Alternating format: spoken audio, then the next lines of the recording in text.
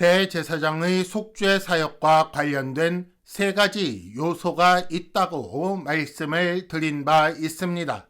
첫째, 대제사장이 있어야 하고, 둘째, 그가 일하는 성소가 있어야 하며, 마지막 셋째, 대제사장이 성소에 가지고 들어갈 제물의 피가 있어야 한다라고 말씀을 드렸어요. 그런데 지난주부터 마지막 세 번째 피 주제가 시작이 되었습니다. 그 내용 중에 피로 죄를 씻어 깨끗하게 한다라는 내용이 있었고, 이는 교회를 오래 다닌 사람들은 누구나 익숙하게 알고 있는 그런 내용이기도 합니다만은, 그러나 여기에 대해 죄에 대한 벌은 죽음이로구나 정도로 이해하는 데서 그치는 것을 보게 됩니다. 왜냐하면 우리 문화에서 낯선 내용이 되기 때문입니다. 그래서 막연하게 죄값을 치른다 정도로 생각하다 보니 언약과 피가 어떻게 연결이 되는지, 중보자가 왜 피를 들여서 언약을 맺게 하는지, 이런 내용들을 이해하는 데에 조금 어려움을 겪기도 하는 것입니다. 그런데 오늘 본문이 거기에 관련된 그런 내용을 다루고 있습니다.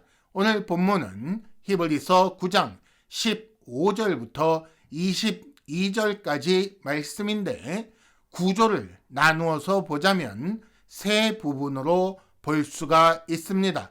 첫 번째는 15절 말씀인데, 예수는 새 언약의 중보자라고 선언하는 내용입니다.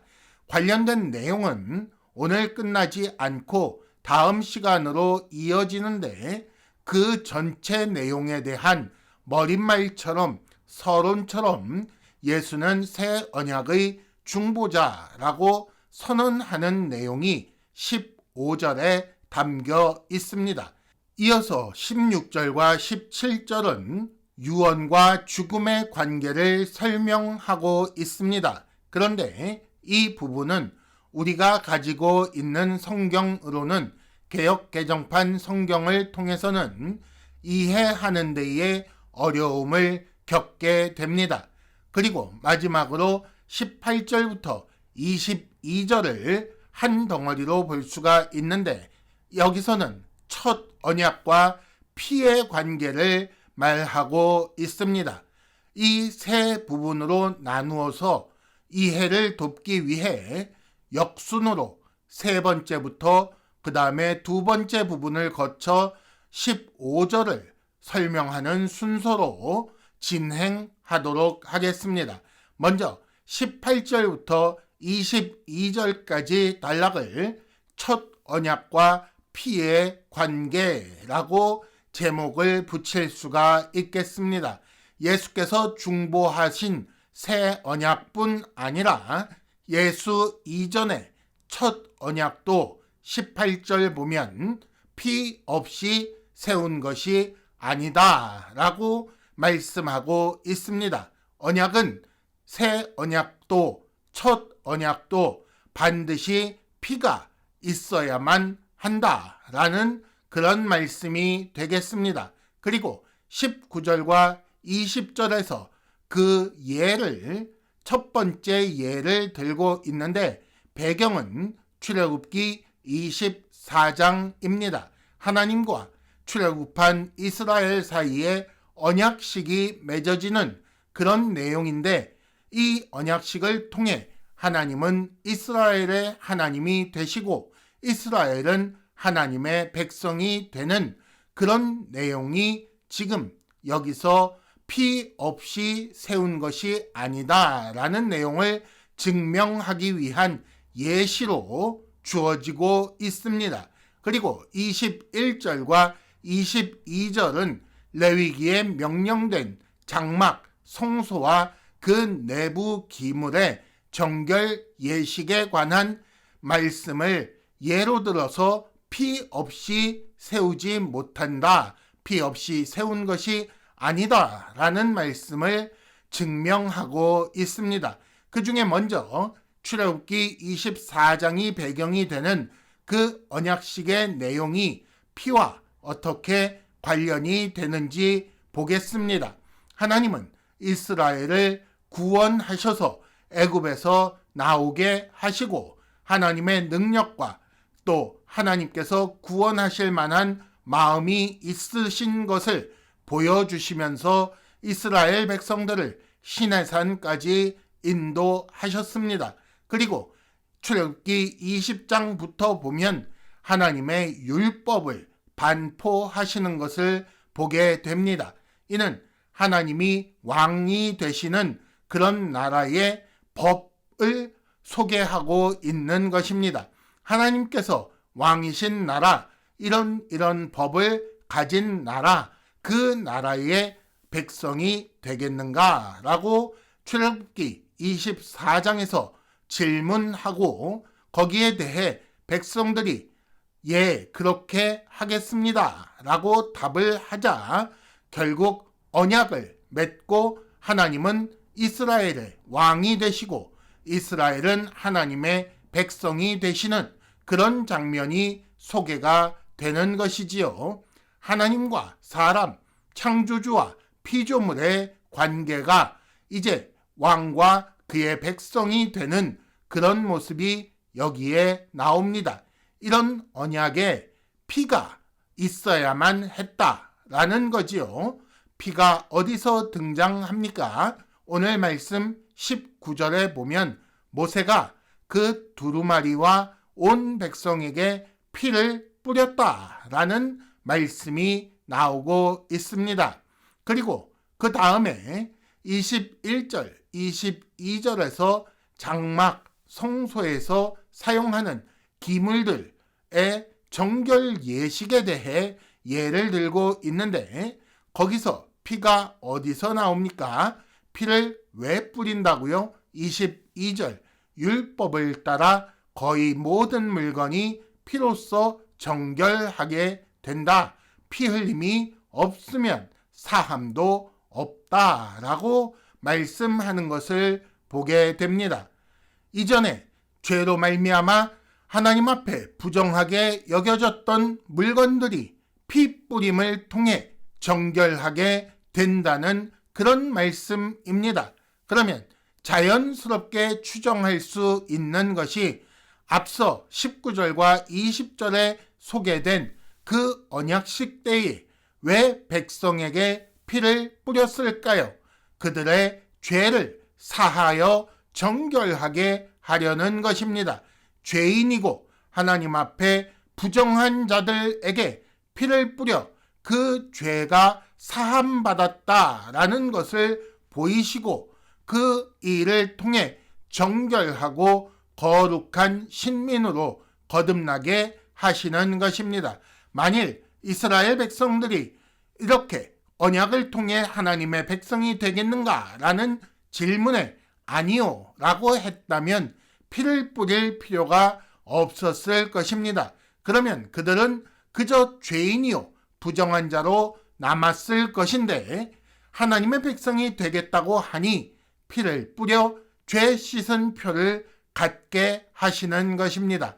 마치 장막 성소에서 사용되는 기물들처럼 하나님 앞에 용납되는 정결하고 거룩한 존재라는 증거를 갖게 된다는 말입니다. 이전에는 하나님 앞에 부정하던 것이 피로 씻어서 이후에는 하나님 앞에 용납되는 이렇게 새로운 관계를 맺기 위해서는 무엇이 있어야 한다? 피가 필수로 있어야 한다라는 그런 말씀입니다. 이렇게 언약에는 피가 필수적이다 라는 말씀을 하면서 내가 새로운 주장을 하는 것이 아니라 원래 그런 것이다 라는 것을 보여주려고 19절부터 22절까지 구약에서 두 가지 예를 말씀하면서 이것이 18절에 말씀한 첫 언약도 피 없이 세운 것이 아니다 라는 근거로 제시되고 있는데, 그러면 18절 첫 언약도 피 없이 세운 것이 아니다 라는 말씀은 왜 말한 것일까요? 16절과 17절 유언과 죽음의 관계를 주장하고 이것이 내가 없는 얘기를 하는 게 아니다, 새로운 주장이 아니다, 원래 그런 것이다 라는 것을 알게 하려고 18절 말씀을 꺼내고 19절부터 22절까지 두 가지 예를 들어 알게 하는 것입니다. 그러니까 유언의 죽음이 반드시 있어야 한다라는 말은 언약의 피가 반드시 있어야 한다라는 말과 같은 말이고, 그렇다면 유언과 언약이 평행을 이루고 죽음과 피가 평행을 이룬다는 것을 우리는 알 수가 있습니다. 달리 말해서 16절과 17절 말씀은 유언과 죽음의 관계이면서 동시에 언약과 피의 관계라는 말이지요. 그런데 실제로 16절과 17절에서 유언이라고 번역된 단어는 원래는 언약이라고 번역되었던 단어입니다. 원래 헬라어에서 그리스어에서 사용되는 디아데케라는 단어를 계속해서 언약이라고 번역을 하다가 16절과 17절에서만 유언이라고 번역했다는 말입니다. 그러므로 16절과 17절에 유언이라는 말을 언약이라는 말로 바꾸어서 다시 읽어보면 16절 언약은 언약을 맺는 자, 언약 체결자의 죽음이 필수이다. 17절 언약은 죽은 자 위에서 견고하게 된다라고 읽을 수가 있고, 이어서 18절에 첫 언약에서도 피는 죽음은 필수적이었다라고 설명하며 예를 19절부터 22절까지 두 가지 예를 들면서 이것 봐라, 내 말이 맞지? 라고 말하고 있는 것입니다. 정리하자면 언약은 피가, 죽음이 필수라는 것을 설명하는 말씀이 16절부터 22절까지 계속해서 이어지고 있는 것입니다. 그런데 이렇게 언약으로 단지 바꾸어 읽으면 끝나는가? 여기에 조금 어려움이 있습니다. 17절 하반절을 보면 유언한 자가 살아있는 동안에는 효력이 없느니라 라고 되어 있는데, 여기서 유언을 언약으로 바꾸어서 언약 체결자가 살아있는 동안에는 효력이 없다라고 읽으면 해석이 쉽지 않게 됩니다. 언약은 우리가 알기로는 계약같이 알고 있는데, 계약은 계약 체결자가 살아있는 동안만 효력이 있고 보통은 그가 죽으면 효력을 잃어버리지요. 그래서 언약 체결자가 살아있을 때는 효력이 없다, 언약 체결자가 죽어야 효력이 있다라고 하니 어려워서 해석이 안 돼서 이것을 유언이라고 번역하여 그렇게 읽고 있는 것입니다. 유언의 경우에는 유언한 사람이 살아있는 동안에는 효력이 없고 유언한 사람이 죽어야 효력이 발생하기 때문에 이렇게 언약을 유언으로 바꾸어 그렇게 읽고 이해하려고 했던 것입니다. 이 단어가 언약과 유언의 두 가지 뜻을 다 갖고 있는 것은 사실입니다. 언약으로 번역을 할 수도 있고 유언으로 번역을 할 수도 있다는 말입니다. 그러나 언약에 대해 말씀하고 있는 그 문맥 가운데에 갑자기 16절과 17절에서만 똑같은 단어를 굳이 유언으로 번역하는 것은 그다지 좋은 번역이 되지가 않습니다. 더구나 그렇게 할 때에 이해하기 힘든 내용들이 더 생기는데 16절, 17절이 새로운 주장이 아니라 원래 있었던 것이다 라고 하는 예를 19절부터 22절까지 말씀하고 있지 않습니까? 근데 그 예들이 유언이라는 말과는 어울리지 않는 것을 보게 됩니다. 모세가 모든 하나님의 말씀을 계명을 전한 후에 언약을 맺기 위해 피를 뿌려 언약식을 맺는 그 자리에 어디에 유언에 어울릴 만한 내용이 있습니까? 그 언약이 효력을 발휘하기 위해 어디에 죽어야 한다는 이야기가 있는가요? 그래서 이것을 언약으로 읽고 언약은 언약 체결자의 죽음이 필수이며 언약 체결자가 죽어야 그래야 언약이 효력을 나타낸다라고 번역하고 이해하는 편이 더 나은 방법일 것입니다. 이를 위해 다시 19절과 20절 언약식 장면을 보겠습니다. 언약 체결의 당사자 중에 백성들은 죄로 말미암아 부정한 존재들이었습니다. 그들은 원래는 그 생명으로 죄값을 치르고 모든 빚을 다 갚고 그 후에 새로운 존재가 그 자리에 와서 서야 이제 하나님과 언약을 맺는 것이 가능하게 될 것입니다. 무슨 말인가요? 백성들의 죽음이 필수라고 말하고 있는 것입니다. 피 흘림이 없다면, 죽음이 없다면, 생명 드림이 없다면 22절 피 흘림이 없은즉 사함도 없다라고 하셨으니 언약은 체결되지 않을 것입니다.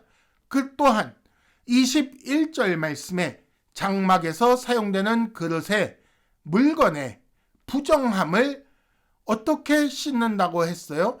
그것들이 죽을 수는 없는 것 아닙니까? 물건인데, 그릇인데 어떻게 죽음으로 생명을 내놓아 죄값을 갚고 부정한 것이 정결하게 되겠느냐라는 말씀입니다.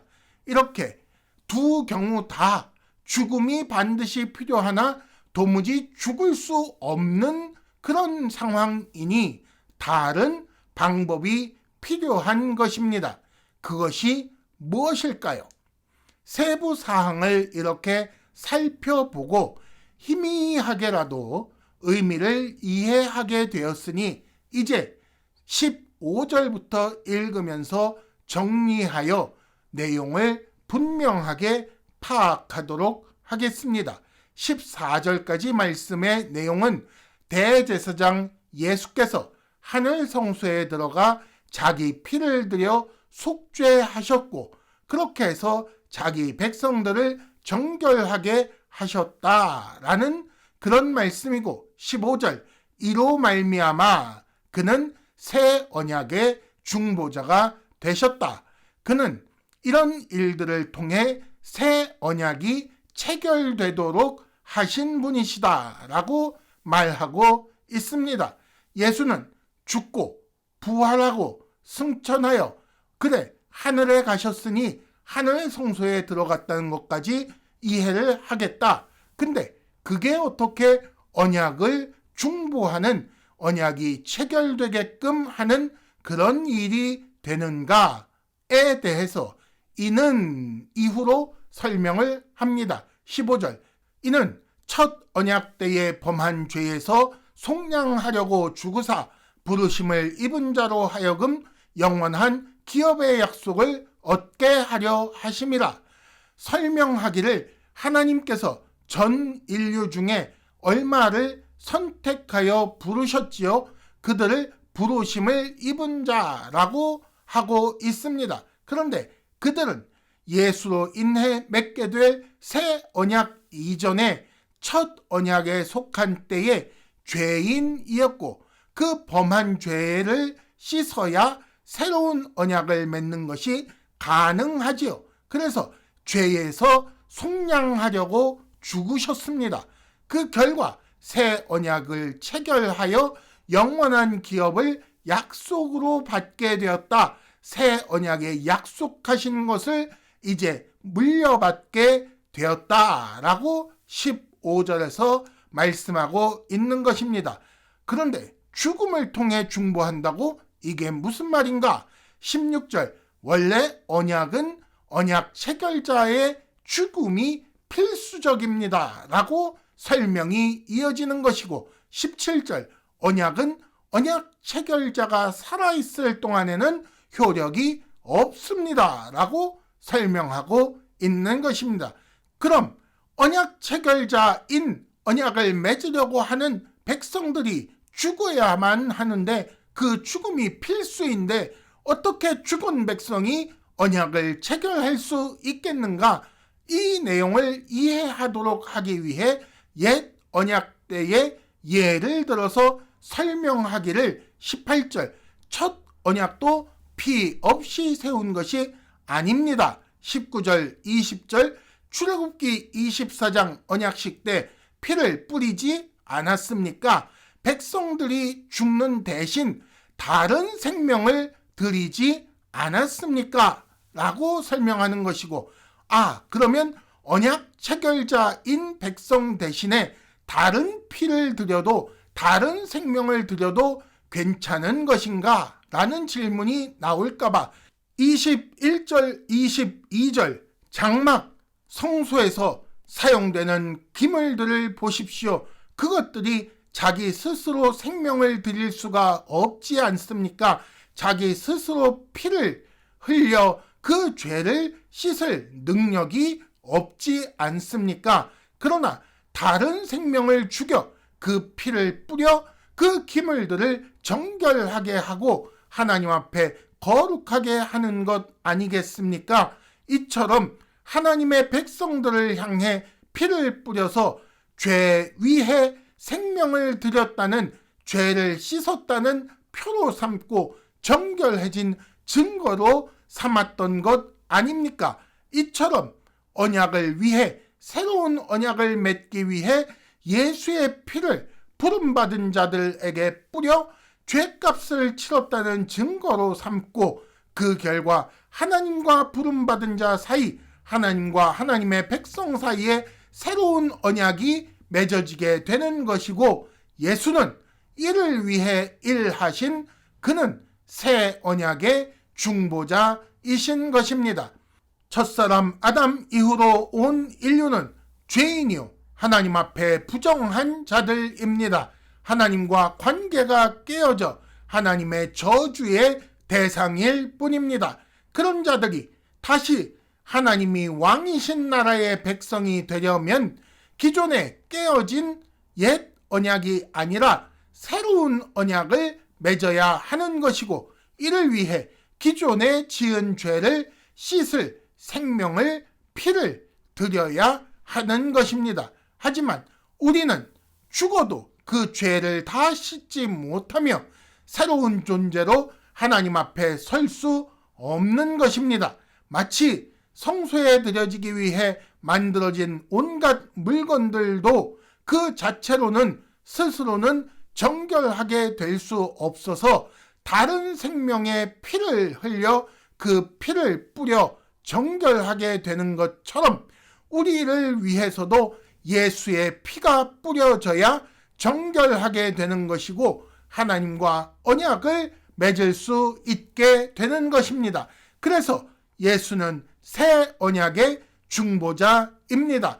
예수께서 자기 생명을 들여 피를 흘려 우리에게 뿌려주셨기 때문에 하나님과 우리는 언약 관계 속에 들어오게 된 것입니다.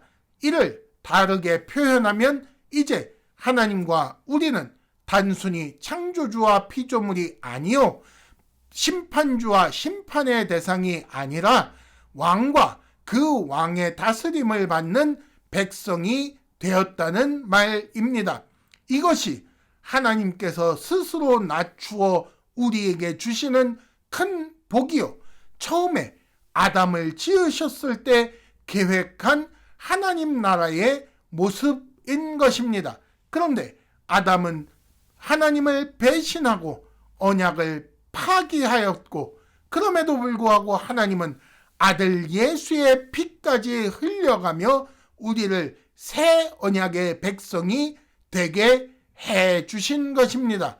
그러니 어떻게 하시겠습니까? 또다시 배신하여 이 언약을 깨고 하나님의 백성 되기를 거절하시겠습니까? 아니면 하나님을 왕으로 섬기시겠습니까?